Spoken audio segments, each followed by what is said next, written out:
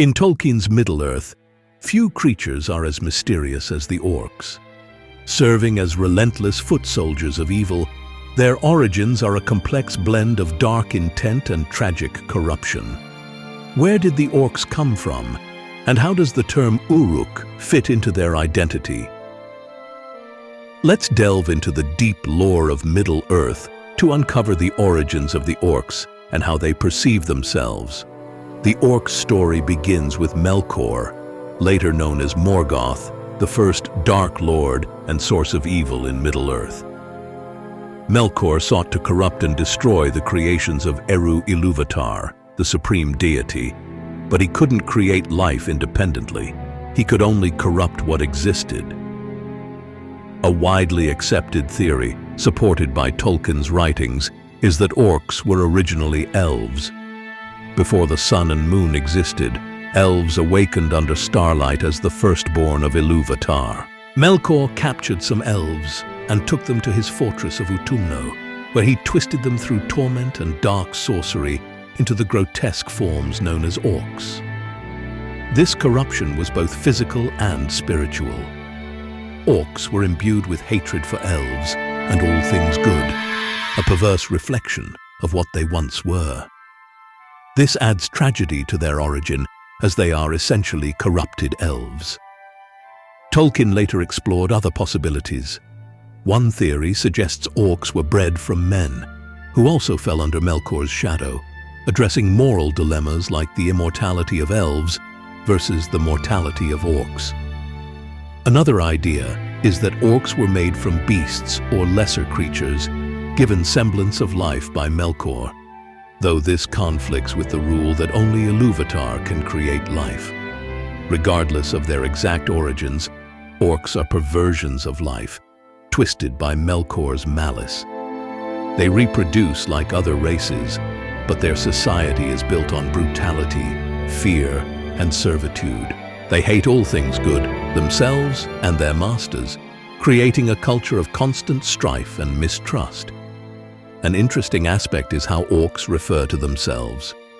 In the Black Speech of Mordor, Uruk means orc, highlighting a sense of unity among them despite internal conflicts. Uruk-hai translates to orc folk or people of the orcs. In Tolkien's narratives, Uruk often refers to larger, stronger orcs bred for specific purposes. In the late Third Age, Sauron and later Saruman bred superior orcs known as Uruks, or Uruk-hai, who were larger, more formidable, and better able to endure sunlight. Sauron's Uruks from Mordor reinforced his armies.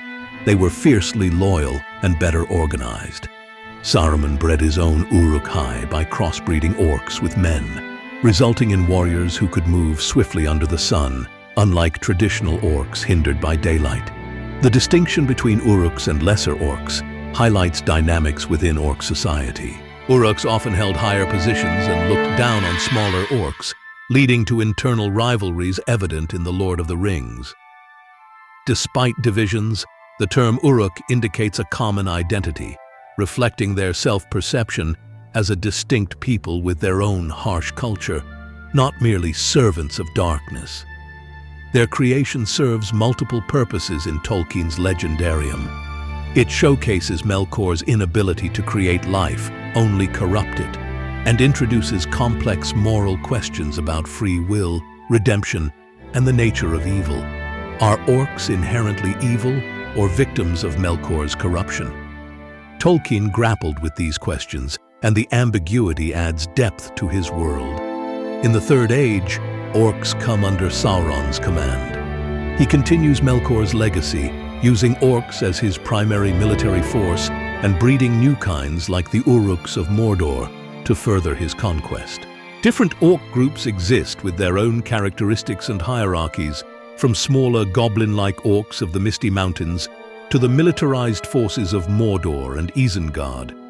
Their internal conflicts mirror the chaotic nature of evil in Tolkien's works. The tragic origins of orcs add depth to Middle-earth's conflicts. They are not just faceless enemies, but represent the consequences of corruption and the perversion of what was once pure. a constant reminder of Melkor's lasting impact and the ongoing struggle between good and evil. In conclusion, orcs, or Uruk as they call themselves, are among Tolkien's most complex creations.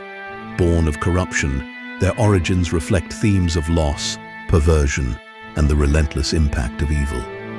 Whether they began as elves, men, or beasts, twisted by dark powers, orcs embody the tragic consequences of Melkor's rebellion against the natural order. If you found this exploration enlightening, please give this video a thumbs up, subscribe for more deep dives into Tolkien's lore, and let us know in the comments what other Middle-earth mysteries you'd like us to uncover.